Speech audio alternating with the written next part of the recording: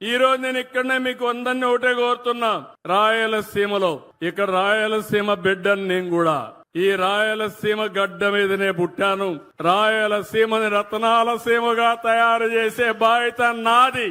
ఆ రోజు Orvakal industrial township నేనే పెట్టాను. జయరాజ్ ఇస్పాత్ అయితే 2000 కోట్లతో ఆ రోజు ఇండస్ట్రీ బిట్టింగ్ కొన్ని వచ్చాయి. నేను అడుగుతున్నా, 5 ఏళ్లు వేరే పార్టీ అధికారం ఉన్నాం, వాళ్ళ పార్టీ పేరు కూడా నేను చెప్పను.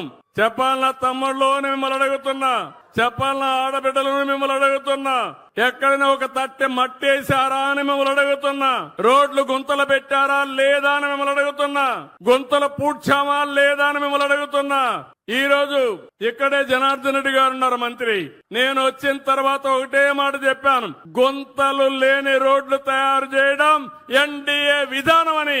ఈ రోజు ఆ పనికి కూడా శ్రీకారం చుట్టాం. చాలా వరకు పార్ట్ హోల్స్ అన్ని కూడా పూర్తి చేశాం, క్లియర్ చేసేసాం. అది ఎన్డీఏ ప్రభుత్వం యొక్క సమర్థత అని చెప్పి కూడా నేను మీకు తెలియజేస్తున్నా. రాయలసీమలో ఒకప్పుడు ఫ్యాక్షన్ పాలిటిక్స్ ఉండేది. తమ్ముళ్ళు గుర్తుందా, నేనే ఫ్యాక్షన్స్ ని తుదముట్టించా, వీళ్లతో కూడా పెకలించా. ఈ రోజు ఏ గ్రామంలో కూడా ఫ్యాక్షన్స్ లేవంటే దానికి కారణం తెలుగుదేశం ప్రభుత్వం. అవునా కాదా అని మిమ్మల్ని అడుగుతున్నా.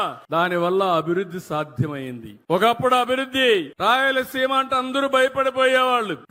గ్రామాలు ఫ్యాక్షన్ రాజకీయాలతో ఫ్యాక్షనిజంతో పూర్తిగా నిర్వీర్యమైపోయి మనవలు ఎగతాళి చేసేట్టుగా సినిమాల్లో తీసేవాళ్ళు. ఈ రోజు అలాంటి రాయలసీమ వేరే జిల్లాల కంటే బ్రహ్మాండంగా అభివృద్ధి చేసే బాధ్యత ఈ ఎన్డీఏ ప్రభుత్వం తీసుకుంటున్నామని చెప్పి కూడా నేను మీకు తెలియజేస్తున్నా.